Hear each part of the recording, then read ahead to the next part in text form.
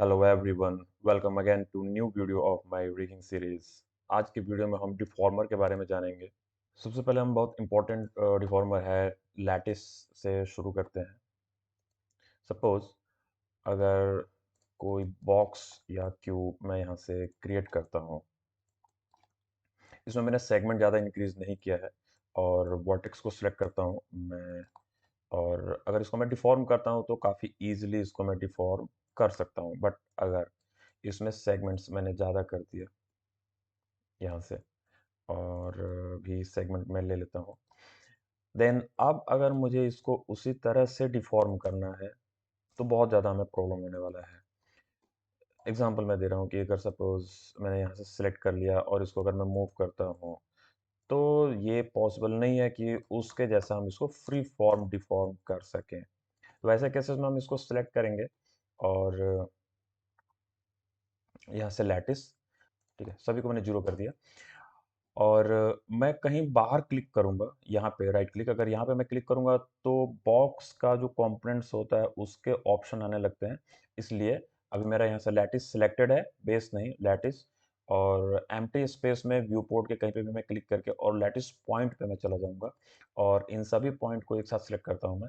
और अब अगर मैं मूव करूंगा तो नो मैटर कितना भी मैंने वहाँ पे सेगमेंट यूज किया है, वो फ्री फॉर्म डिफॉर्म होगा पहले जैसा। ठीक है, किसी एक भी पॉइंट को सिलेक्ट करके अगर इसको मैं यहाँ से यूज करूँ तो वो डिफॉर्म करेगा उसको।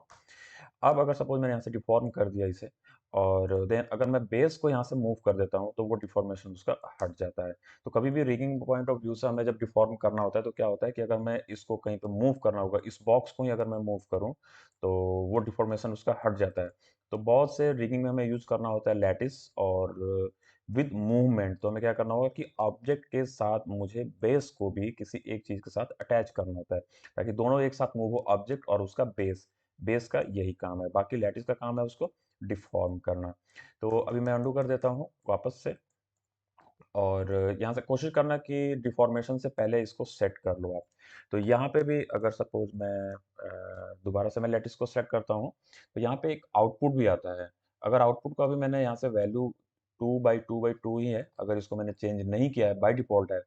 तो अब अगर इसको मैं यहाँ से एक चेंज करता हूँ, सपोज मैं इसको यहाँ से ले लेता हूँ और लैटिस पॉइंट, और यहाँ से मैंने सेलेक्ट किया इसको और इसको जब मैं मूव करूँ तो ये काफ़ी कॉर्नर के साथ बेंड होता है, यानी कि शार्पली बेंड होगा, इसमें कर्वेचर नहीं आएगा। मैं फिर से अंडू कर देता हूँ और आउटपुट वाले वैल्यू को यहाँ से जा करके मैं 2 बाई 2 की जगह मैं 4 बाई 4 कर देता हूँ। अब अगर इसको जब मैं मूव करता हूँ तो वो उसको राउंड मूवमेंट के साथ करता है, आर्क के साथ करेगा इसे। तो लैटिस का काफ़ी यूज़ है, आगे हम और इसको देखेंगे, बेसिक इसका भी इतना ही है। सेकंड हम मूव करते हैं लैटिस के बाद, दूसरा इम्पोर्टेंट है वायर। देखते हैं, वायर काफ़ी इम्पोर्टेंट है। तो क्रिएट और यहाँ से एक मैं प्लेन ले लेता हूँ और इसके काफ़ी सेगमेंट्स को मैं इंक्रीज कर देता हूँ और ग्रिड को हाइड कर देता हूँ यहाँ से क्रिएट। और free form curve, curve tool मैं ले लेता हूँ 3 क्यूबिक और एक कर्व ऐसे रैंडमली मैंने यहाँ पे क्रिएट कर दिया, एंटर। और इसको यूज करने का तरीका क्या होता है, अभी शेडिंग से वायर फ्रेम हटा देता हूँ मैं ताकि डिस्ट्रक्शन मेरा ना हो। और कुछ भी नहीं क्रिएट होना, कोई भी चीज़ सिलेक्टेड होना जरूरी नहीं है। मैं वायर को सिलेक्ट करूंगा, सपोज सॉरी वायर, और फर्स्ट मुझे पॉलीगन्स पे क्लिक करना है, देन एंटर। इसके बाद कर्व पे क्लिक करना है, बेटर होगा कि 4 प्रेस करके वायर फ्रेम के साथ इसे हम यूज करें। और इस पे मैंने क्लिक किया और एंटर। देन 5 में प्रेस करता हूँ शेडेड मोड के लिए और इसको अब मैं यूज कर रहा हूँ, ठीक है, बेटर। और अगर मैं कंपोनेंट्स में जा करके इसको जब मैं मूव करता हूँ तो कुछ इस तरह का मूवमेंट दिखेगा, ठीक है। मैं वायर को ऊपर लेकर के आ रहा हूँ, इसको मैं साइड में रख देता हूँ, ठीक है। बट ये परफेक्ट वैसा काम नहीं कर रहा है जैसा मुझे चाहिए, तो मैं इसको सिलेक्ट करूंगा और इसके हिस्ट्री में जाऊंगा मैं और यहाँ से ड्रॉप ऑफ डिस्टेंस थोड़ा सा इंक्रीज करते जाऊंगा मैं। जितना मैं ड्रॉप ऑफ डिस्टेंस इंक्रीज करूंगा वो उस एरिया को उतना इंक्रीज करते जाएगा, ठीक है। मुझे इतना पे चाहिए, अब इसको मैं यहाँ से सिलेक्ट करूंगा और इसको मैं मूव करूंगा, ठीक है। तो ये कुछ ऐसा मूवमेंट आएगा, ठीक। तो काफ़ी यूज़फुल होता है, मैं इसको और एक दो जगह प्रैक्टिकली यूज़ करके दिखाता हूँ। यहाँ से कुछ कैरेक्टर्स एक करैक्टर यहाँ से मैंने लिया है और इसे मुझे यूज़ करना है, ठीक है? पहले तो इसको यहाँ से मॉडलिंग और यहाँ से इसको मैं सेपरेट कर देता हूँ, ठीक है? Then edit, delete by type history, इसको मैं आइसोलेट कर लेता हूँ और इसको मुझे रिग करना है। एफ फोकस और इसके किसी एक एज को मैं सिलेक्ट कर लेता हूँ और देन मॉडिफाई में जाकर convert polygon edges to curve, ठीक है? फिर से इसे मैं आइसोलेट कर लेता हूँ और नेक्स्ट इसके साथ-साथ एक चीज़ और मुझे दिखाना है कि इस टाइम इस ऑब्जेक्ट को मैं मूव कर रहा हूँ। पूरे कर्व को सिलेक्ट करता हूँ, मॉडिफाई में जाकर के सेंटर पिवट और पूरा का पूरा ये कर्व मेरा मूव हो रहा है। बट मैं चाह रहा हूँ कि इसके कंपोनेंट्स को मूव करूँ मैं ऑब्जेक्ट मोड में रहते हुए, क्योंकि मैं की जब भी लगाऊँगा, एनिमेट करूँगा तो मैं कंपोनेंट्स को की नहीं लगाऊँगा। मुझे की लगाना होता है ऑब्जेक्ट मोड में। बट पॉसिबल नहीं है, जैसे मैं ऑब्जेक्ट मोड में आऊँगा तो पूरा का पूरा ऑब्जेक्ट एक साथ मूव होगा। तो मैं क्या करूँगा कि इसके कंपोनेंट्स को सिलेक्ट करूँगा और देन डिफॉर्मर में रिगिंग और डिफॉर्मर यहाँ से आइसोलेट करो। यहाँ पे आता है क्लस्टर। क्लस्टर का काम क्या है? किसी भी कंपोनेंट्स को ऑब्जेक्ट मोड में मूव करना। इन सारे वर्टेक्स को सिलेक्ट किया और यहाँ से मैंने दे दिया इसको क्लस्टर।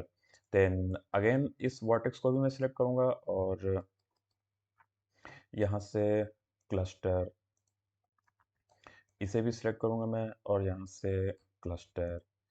देन इसे भी मैं सिलेक्ट करूँगा और यहाँ से क्लस्टर। देन ये सारे वर्टेक्स जितने भी लास्ट में हैं, इन सभी को सिलेक्ट करके एक मैंने दे दिया यहाँ से क्लस्टर। अब क्या हुआ, मैं यहाँ से कर्व को ऑफ कर देता हूँ सिलेक्शन। अब यहाँ से जैसे-जैसे क्लस्टर को मूव करूँगा, अभी मैं कंपोनेंट्स मोड में नहीं हूँ, ऑब्जेक्ट मोड में हूँ, स्टिल उसके वर्टेक्स को मैं मूव कर पा रहा हूँ, ठीक है? ओके। सो क्लस्टर का भी समझ में आया कि क्लस्टर कैसे वर्क करता है। क्लस्टर कभी भी किसी भी ऑब्जेक्ट के कंपोनेंट्स को मूव करता है ऑब्जेक्ट मोड में। यहाँ से आइसोलेशन हटा दो, देन इसको मैं सिलेक्ट करता हूँ और सॉरी इसे और इसे कर्व को पहले बाहर में क्लिक करूँगा और वायर पे आकर पहले पॉलीगन्स पे एंटर, देन कर्व पे एंटर, ठीक है? क्या प्रॉब्लम आ गया? अनडू करो, ठीक है? सबसे बेस्ट उपाय है, एक बार मैं मूव करके देखो काम नहीं कर रहा, ठीक है? इससे इसे सिलेक्ट करके और आइसोलेट कर लो, ठीक है? अब एक सेकेंड, ओके, ठीक है, ठीक है, ठीक है, ठीक है। मॉडिफाई और सेंटर पिवट, ओके, दोनों को सिलेक्ट करो और edit, delete by type history. मैंने वहां से कर्व कॉपी किया था तो वो उस कारण साइकिल बन जा रहा था। अब मैं फिर से इसको सभी पे जाओ, दोबारा से क्लस्टर, क्लस्टर, क्लस्टर, क्लस्टर, ठीक है, क्लस्टर, ठीक है ना? अब इसे मैं सिलेक्ट करता हूँ, देन अब काम कर जाएगा और यहाँ से वायर, पहले इस पॉली पे, देन एंटर, देन कर्व पे एंटर, ठीक है? वो प्रॉब्लम इसलिए आ रहा था कि यहाँ से जब मॉडिफाई में और कन्वर्ट से यहाँ से जाकर के मैंने किया था, उस कारण से आ रहा था। मैंने हिस्ट्री डिलीट कर दिया देन ऊपर, ठीक है? तो कर्व हटा देता हूँ मैं, पॉलीगॉन्स हटा देता हूँ। इससे क्या हुआ कि मेरा ये सिलेक्शन में आएगा। पहले इसको मैं स्मूथ कर देता हूँ 3, ठीक है? अब इसको मैं हटा देता हूँ। अब रैंडमली मैं कर्व को प्रेस करूँगा और इसको इसके साथ ही कि ये थोड़ा-सा और आगे और ऊपर, मुझे जैसे-जैसे इसमें एक्सप्रेशन देने हैं, ये किधर आना चाहिए था, ये नीचे की तरफ आना चाहिए था, ये कहाँ पे आना चाहिए था, ये थोड़ा-सा ऊपर की तरफ आना चाहिए था, ये बाहर की तरफ आने चाहिए थे, ठीक है? तो ये काम आएगा हमें रिगिंग में, ठीक है? मैं इसे थोड़ा-सा ऐसे रखूँगा, ये कहाँ पे आएगा, ये थोड़ा-सा नीचे आएगा, हुँ, इसे और इस तरफ लेकर जाओ और ऊपर जाएगा, बाहर लेकर आओ इसे, ऊपर, ठीक है? ज़ेड एक्सिस, ये किधर आएगा? इधर, इस तरफ, ठीक है? तो इस तरह से वायर डिफॉर्मर काफ़ी काम आता है और क्लस्टर को मिला करके ये हमारा कंट्रोलर का काम करने लगता है। ठीक है, इसे अभी मैं हाइड करता हूँ।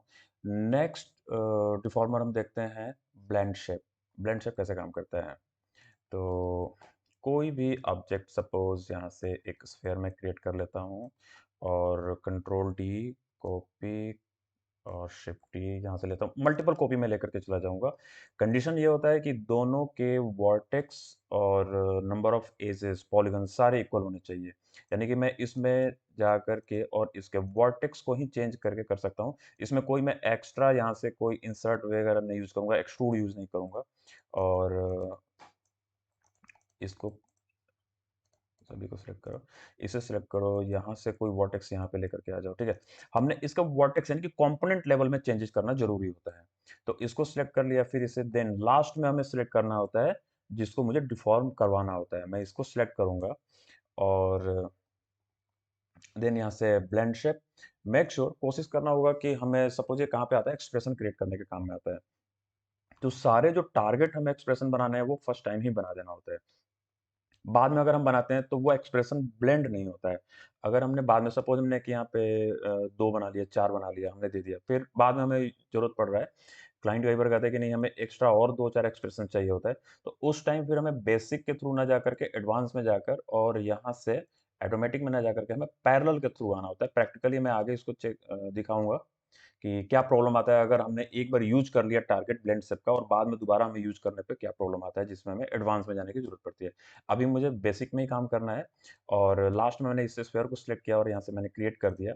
अब इस पे जब मैं जाऊँगा और इसको अगर मैं यहाँ से चेक करता हूँ, सॉरी, ब्लेंड शेप में, तो वो उस स्फीयर के शेप को लेने लगेगा। ठीक है? मोमेंट सेम यहाँ पे मैंने क्या किया कि इसके कंपोनेंट लेवल पे यानी कि इसका वर्टेक्स को चेंज करके यहाँ पे एक्सप्रेशन में चेंजेस ला दिया है। तो पहले मैं इसे सिलेक्ट करूंगा, यहाँ से इसके नाम को मैं चेंज कर देता हूँ शेड, इसके नाम को मैं चेंज कर देता हूँ यहाँ से स्माइल। ठीक है, देन मैं पहले इसे सिलेक्ट करूंगा, फिर इसे और यहाँ से मैं करूंगा इसको ब्लेंड शेप। अभी इसको मैं डिफॉर्मर को काट देता हूँ।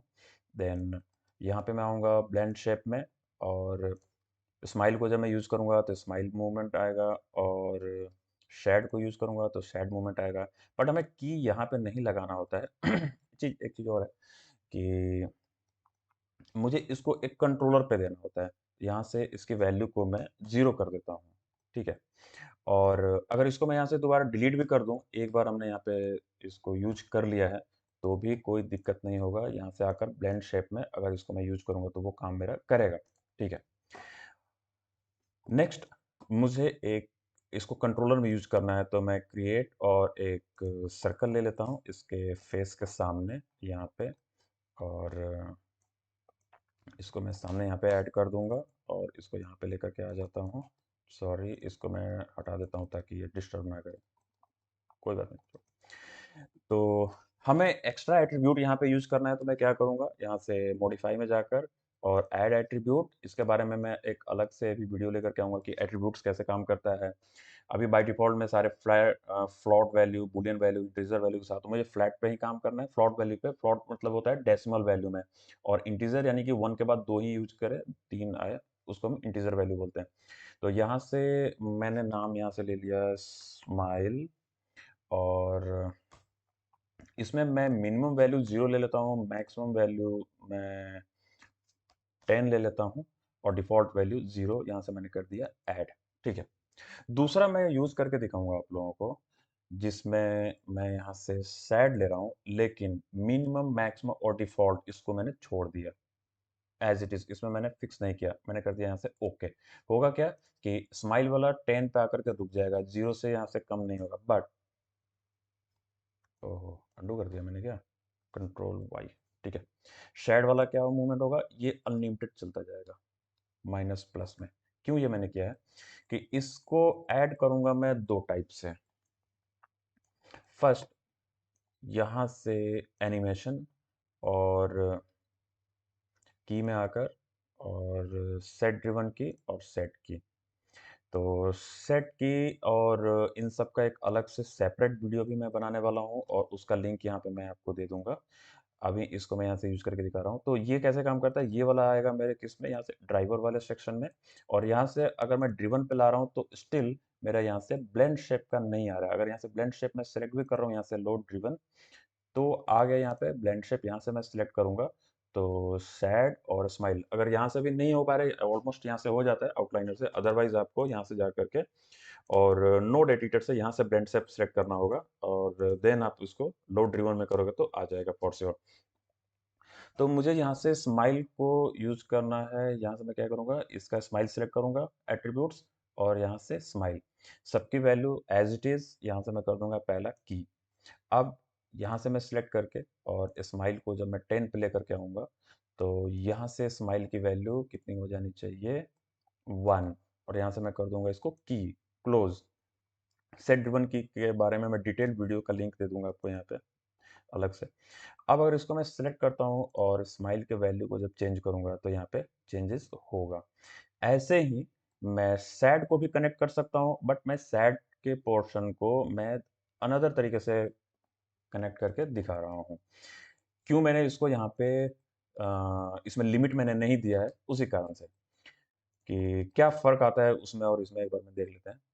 इसको मैं कनेक्शन एडिटर से कनेक्ट करूँगा तो जनरल में जाकर और यहाँ से कनेक्शन एडिटर, यहाँ पे मेरा सैड यहाँ पे आ गया है, ठीक है। तो दोबारा से मैं आऊँगा और यहाँ पे आउट इसको मैं सिलेक्ट करूँगा और विंडो में जाकर नोड एडिटर और यहाँ से ब्लेंड शेप, और ब्लेंड शेप को मैं यहाँ से रीलोड राइट। तो ये कनेक्शन एडिटर भी कैसे काम करता है इसका डिटेल अलग से वीडियो का मैं लिंक आपको यहाँ पे शेयर कर दूंगा, ठीक है।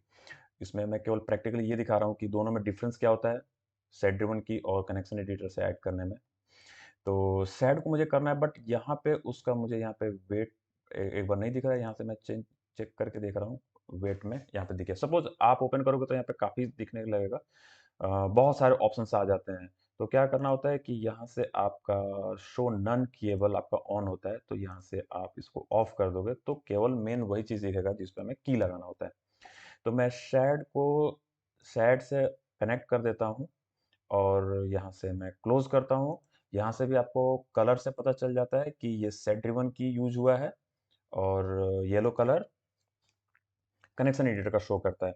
अब इसको मैं सिलेक्ट करता हूँ और शैड को जब मैं यहाँ पे लाऊंगा तो ये बहुत नीचे तक आते जाएगा, अनलिमिटेड आते जाएगा, ऊपर बहुत चला जाएगा। सेकंड चीज इसमें क्या है कि ये रिवर्स भी जाता है। जैसे स्माइल है, मेरा स्माइल के लिए जो टारगेट मैंने बनाया था यही बनाया था, जितना मैंने टारगेट बनाया था उतना ही काम करेगा और वो बैक नहीं आएगा। बट सैड में मैंने जो टारगेट यहाँ पे बना रखा था पहले, वो केवल हमने इतना ही बनाया था, बट इसमें मैं जितना वैल्यू देते जाऊंगा वो और आगे जाता जाएगा और वो स्माइल का भी काम करेगा, जबकि ये वाला शेप मैंने नहीं बनाया था, ठीक है।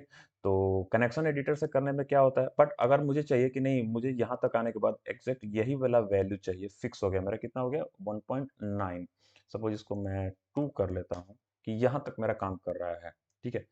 और मैं माइनस में भी जा रहा हूँ तो स्माइल का भी मेरा अगर आ सकता है तो 1.9 यानी कि -2 मैं यहाँ पे ले लूँ। तो मैं क्या करूँगा कि इसको फिर से एडिट कर दूंगा, कहाँ पे, मॉडिफाई में जा करके और ऐड एडिट एट्रीब्यूट में, ठीक है। किस वाले एट्रीब्यूट को मुझे सेट करना है, सैड वाले को, तो सैड पे मैं क्लिक करूंगा और has minimum has maximum, minimum कितना होना चाहिए, -2 होना चाहिए और मैक्सिमम कितना होना चाहिए, 2 होना चाहिए, और यहाँ से इसको मैं क्लोज कर दूंगा। अब क्या होगा कि सैड की वैल्यू एक फिक्स लिमिट में ही जाएगा, पहले बहुत नीचे तक आ जा रहा था, बहुत ऊपर जा रहा था, वो एक फिक्स हो जाएगा, ठीक है। तो कैसे कनेक्शन एडिटर से भी हमें इसको यूज करना है और कैसे सेट ड्रिवन किसे भी यूज करना है, ये एक आइडिया लगा आपको। तो मिलते हैं नेक्स्ट लेक्चर। अगर ये वीडियो पसंद आता है तो इसको लाइक एंड सब्सक्राइब ज़रूर करें, और जिस टॉपिक की ज़रूरत होगी तो कमेंट में उसके बारे में बताएं, उससे रिलेटेड मैं एक वीडियो और से लेकर के आऊँगा मैं।